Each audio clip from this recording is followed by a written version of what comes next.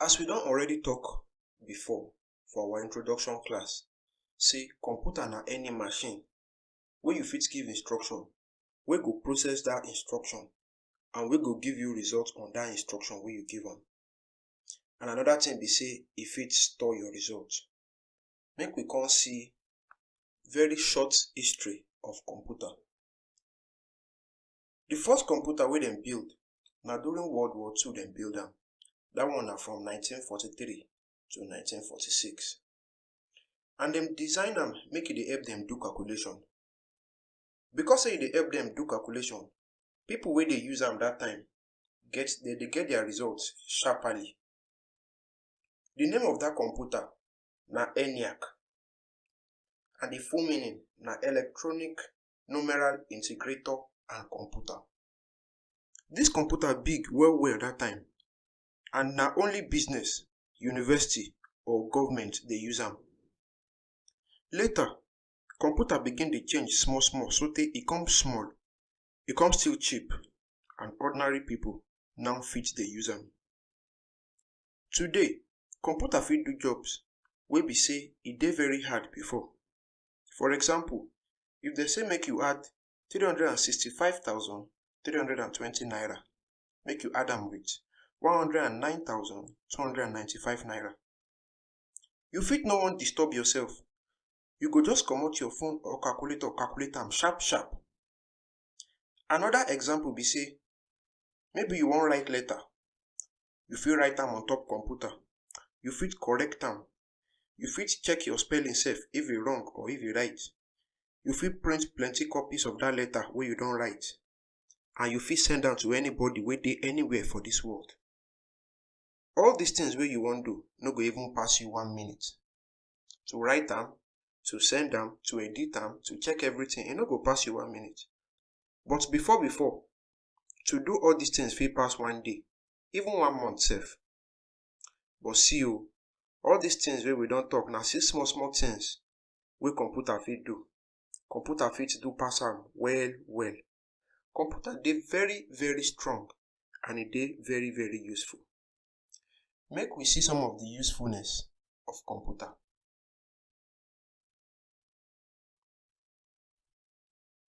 Computer fit increase your productivity. That one na say e fit improve your business, and e fit comot time wasting for your business.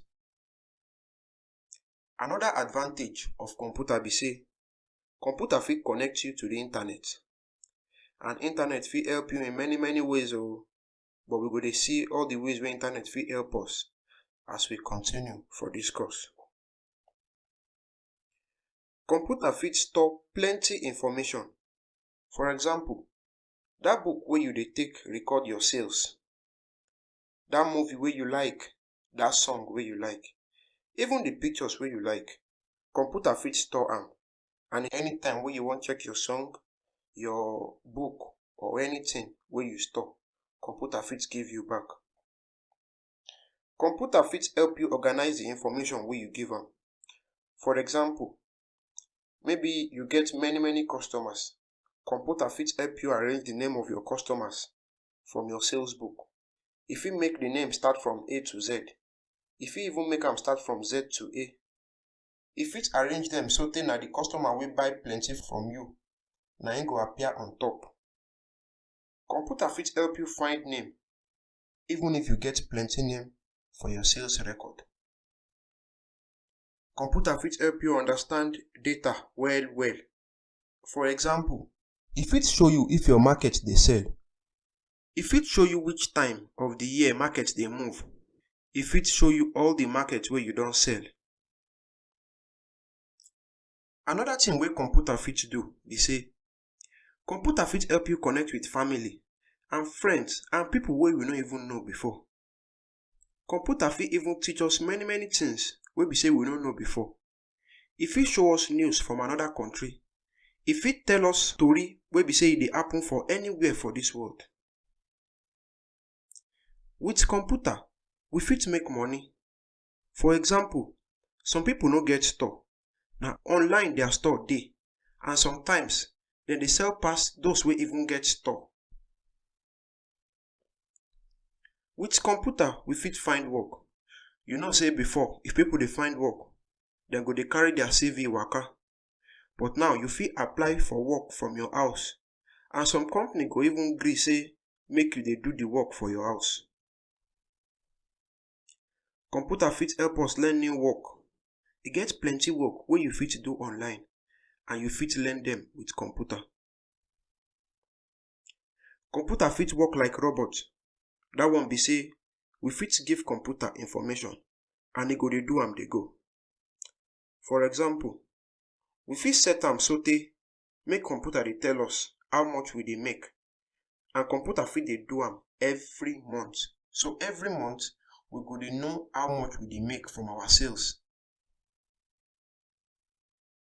Computer fit help you find who you go love and who go love you. Computer fit help you find wife or husband, because you go fit connect with plenty people for anywhere for this world. Computer fit help you relax. You fit dey listen to music, you fit dey watch videos, you fit even dey play game. Music, video, game, all these things dey help body relax well. As computer get advantage, na so e get disadvantage o. You know say nothing wey get advantage wey no get its own disadvantage. One disadvantage be say if we dey look computer screen too much, e fit affect our eyes. Some people dey wey be say dem dey sit down on top computer for 10 hours, 5 hours. That kind thing fit affect eyes. Make sure say you dey give yourself time wey be say you no go dey look your screen. Another disadvantage be say those wey dey use computer, especially desktop, dey fit dey sit down too much. And if you dey sit down too much, e no good for your body.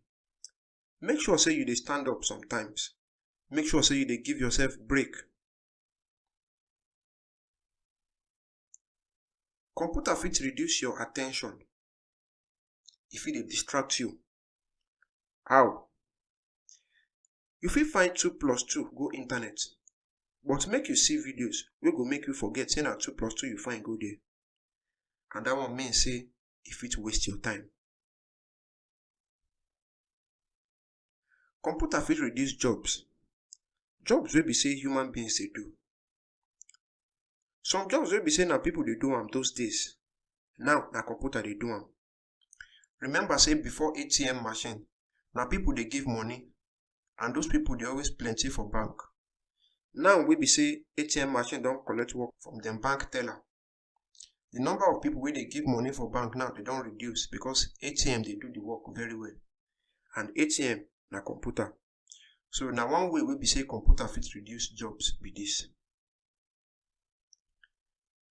Another thing about computer be say people fit insult you online. As computer fit connect you with many people, remember say good people dey, bad people dey. If you post something wey be say maybe they no like, they fit insult you, they fit abuse you. So now the advantages and disadvantages of computer be this. Make we learn to use computer well, so e go dey very useful for us. For the last session, we see some types of computer. We see the laptop computer, the desktop computer, we see the tablet computer, and we see server. But for now, we go see other types of computer, join the ones wey we don't even see before. The first type of computer wey we go look at today na customized computer. Customized computer na computer wey be say dem make am for the person wey need am.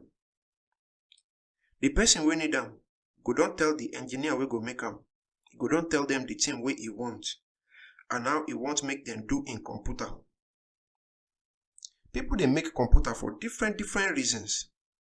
They dey make computer for music, they dey make computer for video, they dey make computer for game sef, they dey make computer for browsing, they dey make computer for many things.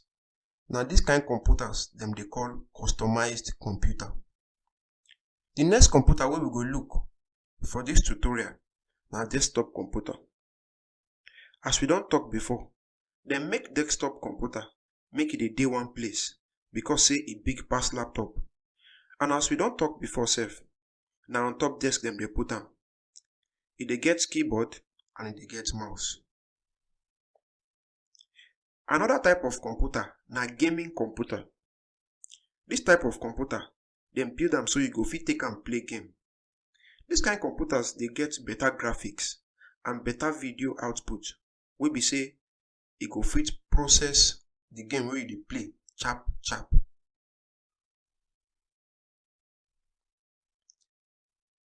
Hybrid computer. Hybrid computer na two-in-one computer. E get the power of laptop computer, but you fit comot the keyboard. If you don comot the keyboard, e go remain only screen wey fit work as tablet. So e fit work as laptop and e fit work as tablet. Laptop computer.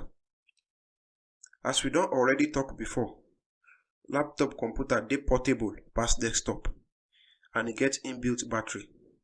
Some dey call am notebook. E get inbuilt many things. E get inbuilt mouse wey be say na the touchpad. E get inbuilt keyboard. Another computer wey we go look at na supercomputer. Supercomputer na plenty computers wey be say dem join together wey e come be one computer wey dey do big work.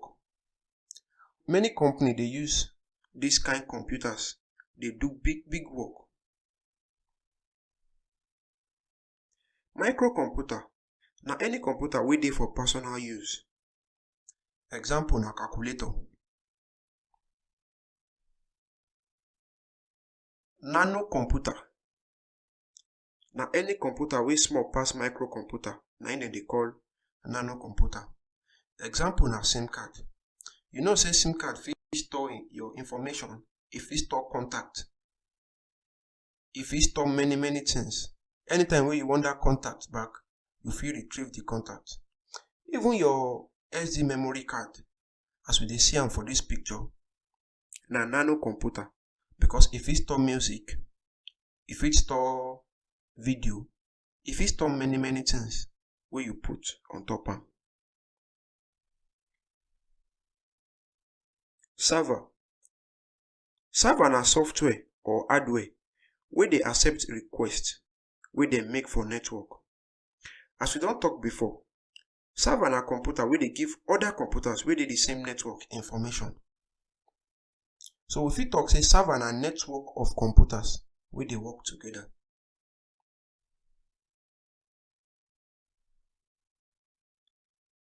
Another type of computer wey we go look na the smartphone. The phone wey dey allow you make your phone call, the phone wey dey allow you make you send text message, that phone wey you dey take browse internet and run other software, na im dem dey call smartphone. Stick computer.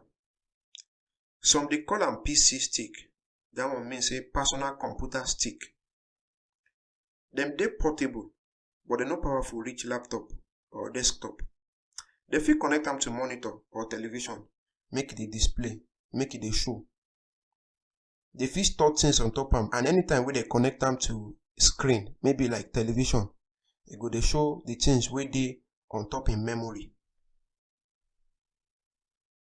Tablet. Dem design tablet make you dey hold am. E small pass laptop and e resemble phone. E dey very powerful because say we fit use am for many things wey we fit use laptop do. Although e no powerful reach laptop, but e fit do many things wey laptop sef fit do. For all these computers wey we don mention, for them to work, they need at least 4 parts. The first part na processor. This na part wey go run information from software give hardware. For example, if we dey play music from our laptop, na processor go run am give the hardware. If you wan play music for your laptop, if you click on the software wey go play the music, e go run am give the processor. Now the processor go tell the speaker, maybe na your external speaker or maybe na your desktop or laptop speaker. Now the processor go tell them, make e play the music. Another part wey computers must get na memory. Memory na temporary storage for data wey dey move between storage and CPU. Another part na motherboard. Motherboard na the part wey dey connect all other part of computer. Every computer wey we don mention, dey get their own motherboard. Storage devices na another part wey computer get be this. And this part na the part wey dey store data permanently.